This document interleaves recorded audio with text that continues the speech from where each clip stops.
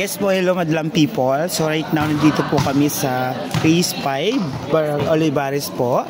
So nagkakaroon po ng 1 dilig po ang Gemma. Beses alumni. Siya ng Gemma. Ang hina.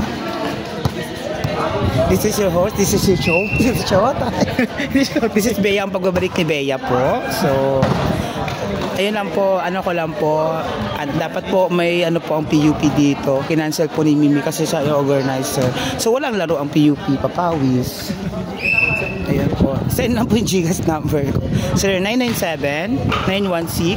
0997-916-9585. Waiting po ako sa mga send. Hindi siya live. Hindi siya live? Ano pala live? Video lang pala to, sorry. Lamang na po kami kanina, 16:20, nakahabol pa po. Ayun po, nangyari kasi 3 errors po si Mimi sa 4. May receive naman po kami at may set. Ayun na po, sa si Obin pa po. Hindi na nagbago, wala pa rin laro. 2 points pa kay Obin, wala pa rin laro. Maasim pa rin. 1 point pa kati Melbs. Laro nung laro, hindi naman kakaabot ang nitong palo.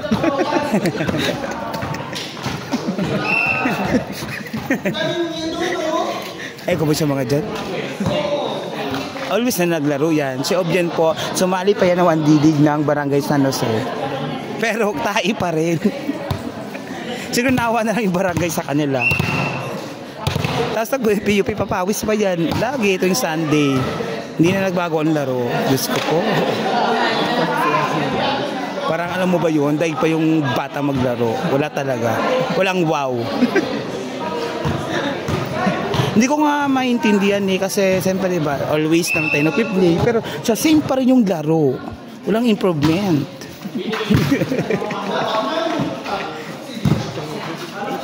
Buti pa ako. Kahit minsan. May palo, may set, may receive. Lahat ako meron. Sila na wala. Ganda. Yun na lamang yung ganda. Lamang na lamang yung ganda sa akin. Objen for now, 0. I-play mo na lang, best.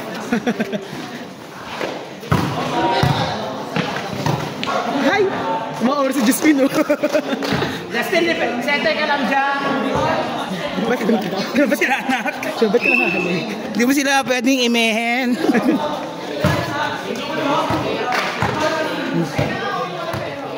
Yung dalawa na naman nag-uusap mga coaches, akala mo naman, ang lakas-lakas.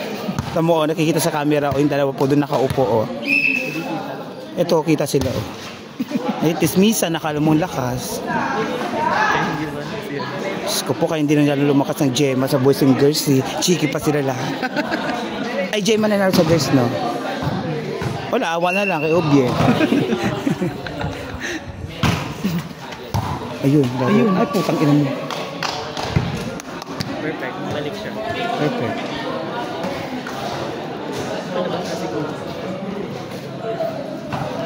Kung ano, cash ko lang. Hindi siya kakupira. Ayun, nakupira siya.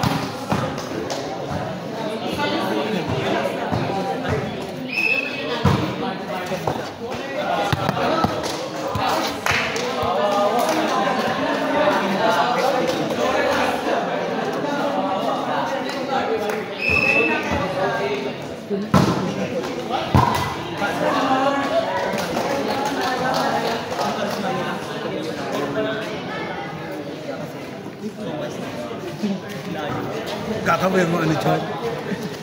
Ayan po, once again, pagbabalik ni Tita Bea. Si Ate Mel po, ayan pala, siya yung ano, itawag-tawag. Ayan ang bayola po ng Taguig. Ayan siguro parang bet niya si Sir.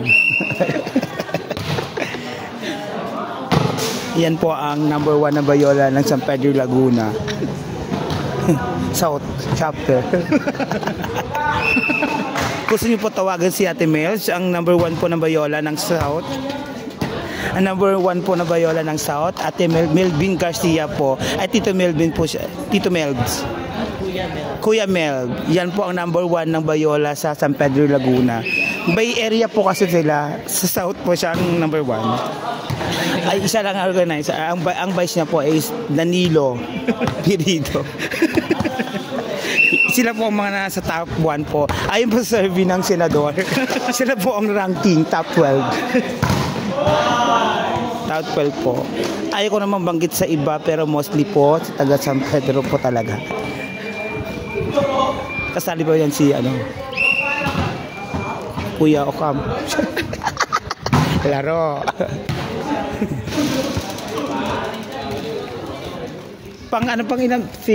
Si Ate si Fabian po ay pang 32 yata ng Bayola ng San Jose.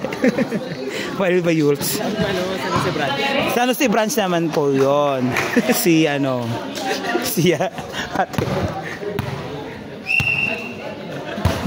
Branch ako to? Branch of Science. Branch of Bayanan to.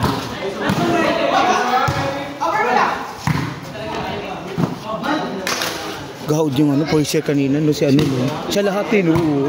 Di ba pa si Gemma yun? Ay, yun, Gemma doon? Ano yun? PUP? Sa Varsity ang alam. Anong laro niya doon? Marunong naman siya.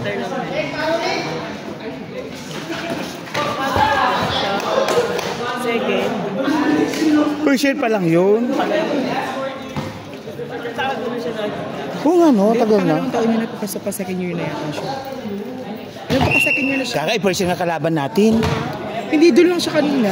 Kasi walang Walang player. Walang mag-rank up. Oh? Sorry, bet. Mali namin yun.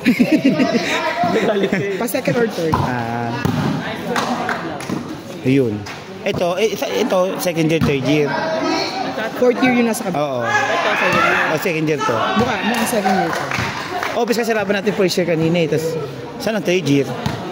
Ayun, third year. Apat. Third year yung naka-black. Ayun. Third year yung naka-black.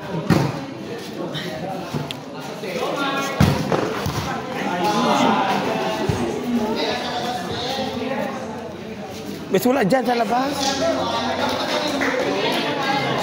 Ayan, stop na po. Tatapos po ang laban ng first year and mali pala po ako ng second year and third year. Fourth year.